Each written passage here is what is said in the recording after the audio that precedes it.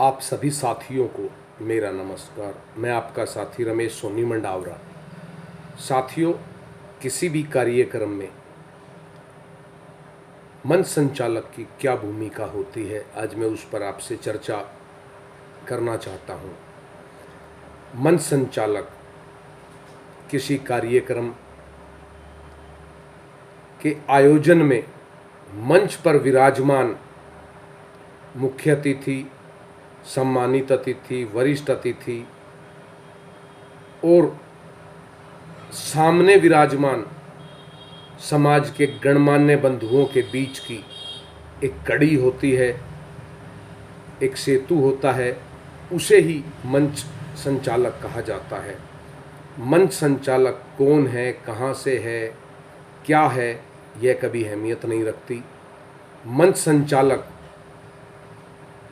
मंच पर विराजमान मुख्य अतिथि, सम्मानित अतिथि, वरिष्ठ अतिथि का परिचय सामने बैठे समाज के गणमान्य बंधुओं से कराता है और उन्हें मंच पर विराजमान अतिथियों को अपना संबोधन, उद्बोधन रखने के लिए मंच पर आमंत्रित करता है, ताकि वह समाज के गणमान्य बंधुओं के विषय के सामने अपने विचार रख सके। इसके अलावा मंच संचालक का कार्य होता है कि वह उस कार्यक्रम को अपनी तरफ से अच्छा बनाने का कार्य करे।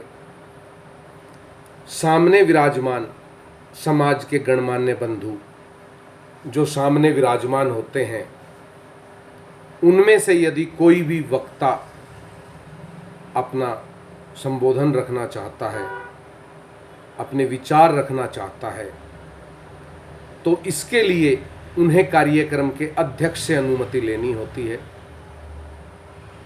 और कार्यक्रम के अध्यक्ष द्वारा दी गई अनुमति मंच संचालक को प्राप्त होती है और मंच संचालक उस वक्ता को, उस समाज के बंधु को, उस भाई को मंच पर आमंत्रित करता है अपने विचार रखने के लिए।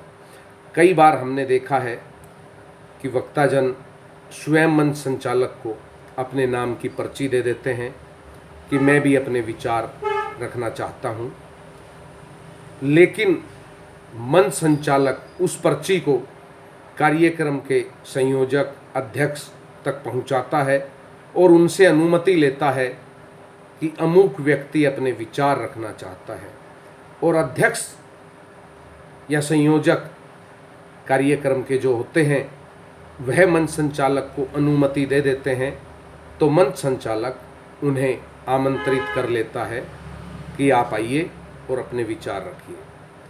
मंच संचालक कभी भी किसी भी व्यक्ति को अपने बिहाफ पर आमंत्रित नहीं कर सकता। यही मंच संचालक की एक भूमिका होती है और मंच संचालक सदैव यह प्रयास करता है कि कार्यक्रम अच्छा हो। यदि कोई व्यक्ति, कई बार हमें ऐसा लगता है कि अमुक व्यक्ति से हमारी नहीं बनती, या वो हमारे किसी विरोधी गुट का है, या हमारे किसी दूसरे खेमे का है, तो वह हमें बोलने की अनुमति नहीं देगा। कई बार हमें ऐसा लगता है, लेकिन मंच संचालक के हाथ में ऐसा कुछ नहीं होता कि मंच संचालक किसी को बोलने से रोक सके। हाँ, अगर अध्यक्ष महोदय इजाज़त दें कि आप इन्हें बोलने के लिए बुलाइए, तो मंच संचालक का दायित्व तो बनता है कि वह उन्हें बोलने के लिए बुलाए। और मंच संचालक को अगर अध्यक्ष महोदय की अनुमति नहीं मिलती, तो मंच संचालक किसी को भी बोलने के लिए अपनी तरफ से आमंत्रित नहीं कर सकता।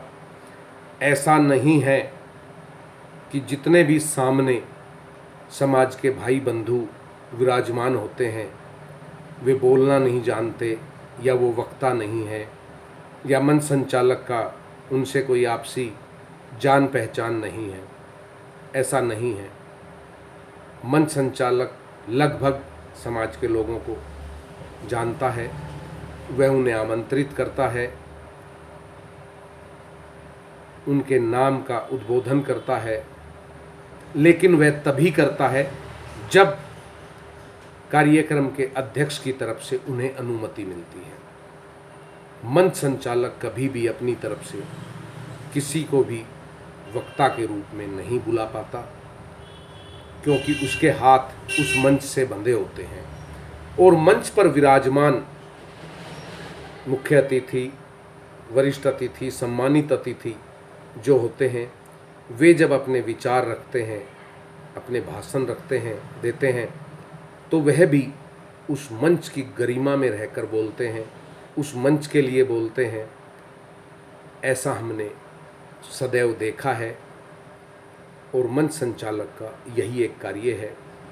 मंच संचालक की किसी से कोई निजी दुश्मनी नहीं होती कि वह किसी को मंच ना दें बोलने के लिए, बस लिहाजा कि वहाँ के अध्यक्ष अनुमति दें तो मंच संचालक को बुलाना पड़ेगा।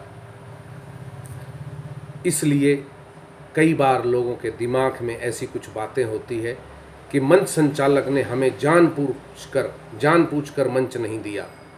ऐसा नहीं है मेरे भाइयों। मंच संचालक के हाथ बंधे होते हैं कार्यक्रम को लेकर, और वह बगैर अध्यक्ष की अनुमति के कभी भी किसी को भी मंच नहीं दे सकता। यही एक मंच संचालक का कार्य है।